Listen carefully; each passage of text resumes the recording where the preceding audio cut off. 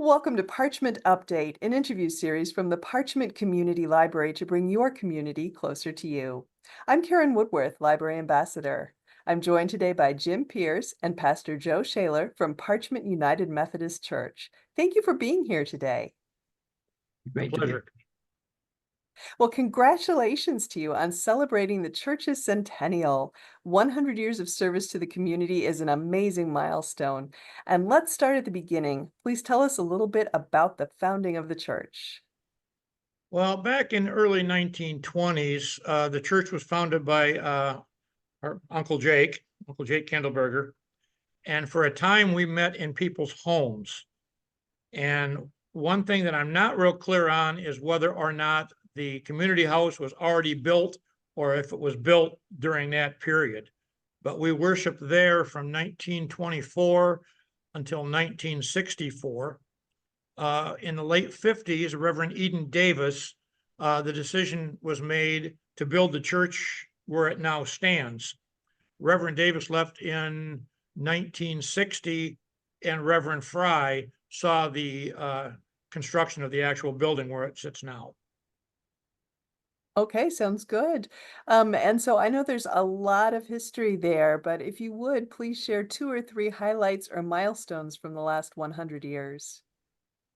I wouldn't call this a milestone, but most memorable was our arson fire in 2006. It devastated the congregation morally, spiritually. But under Dan Miner, we were brought out from the ashes, and we actually expanded the church into more what the community house was by adding a gymnasium, more space, and the possibility of having a stage up front.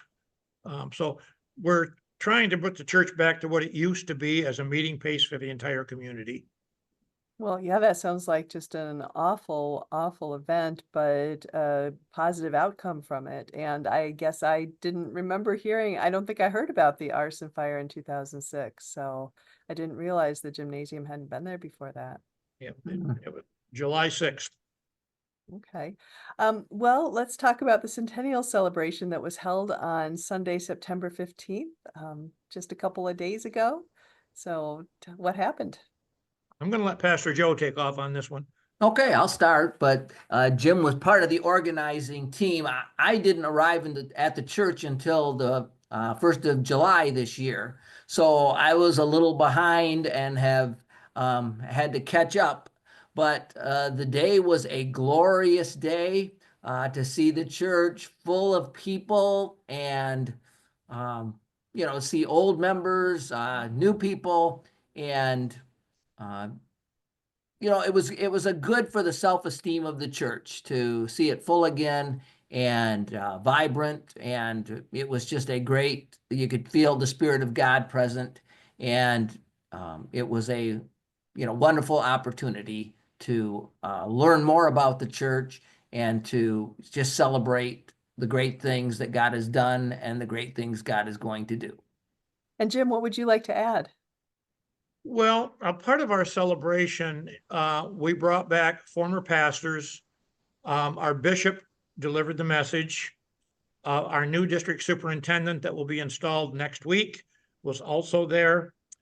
We invited former choir members. We had somewhere around 35 people in our choir, and everything was just fantastic. The message, the meal, and the music. Well, that's wonderful. That's wonderful. Well, you've alluded a little bit to this, but what impact do you think the church has had on the community over the last century? Oh, gee, we have been so active in the community. Of course, with the fire and COVID shortly thereafter, we've had to scale back a little bit. But I think we're rounding the bend now and we're opening up. We have a lot of activities planned for this fall yet, to bring the community together. And I think Pastor Joe is going to be a big part of that. Yeah, I mean, I know that the church has had a blessing box. The church has had the trunk or treat event. You know, I'm sure there's many, many other things the church has done that I'm just not aware of. Are there any from maybe about 10 years ago you want to mention, or? If Well, it's we have okay, always been involved in the Wassling event. We've had a live nativity there for years. As you mentioned, a trunk or treating. We have an annual bazaar. We have a monthly food giveaway. Every other month, we have a blood drive. Coming up the 5th of October, we're planning for the entire community an ice cream social. The 12th of October, we are having our annual car show. We are having the warming station on Halloween night. So we plan on having a party the rest of the year. That sounds fun. And Pastor Joe, I think you had something you wanted to add? well, that's okay. I think Jim covered it. Okay. All right. Well, I know you've just stepped into the role, so it must be exciting coming to a church just celebrating a centennial, but maybe a little daunting too. So I'd like to ask both of you, each individually, what does this anniversary mean to you personally? Well, I was thinking here just a couple days ago, I've been here over half the life of the church. I've been here 51 years. Um, to me, it means a new beginning, a fresh start. Um, accumulation of years of what we have done, and I'm excited to look to the future, what Pastor Joe has in mind and where he's going to be leading us from here on out. Certainly coming in during the anniversary, it has forced me in a good way to learn the history, not only the history of the church, but the history of the community. And this is a community that, because it's not that old, it tends to have good history and value its history. And let me plug the library. The library has been a tremendous source of information and history and help as I've tried to catch up to what the church has done and what the church is. So thank you, Karen, and be sure to thank the rest of the library staff. Well, that's really nice to hear. We're always happy to have people plug the library. All right, so let's do a looking ahead question now. What would you like to see happen with the church over the next 100 years? Well, personally, I'd like to see the church return to what it once was, a meeting place for the community. In years past, we have had meetings there when they legalized the marijuana and had the drug dispensaries. We've had a Muslim Know Your Neighbor, 2 events there, and we'd like to continue to make the church open for everybody. Yeah, I think that, coming into a new situation,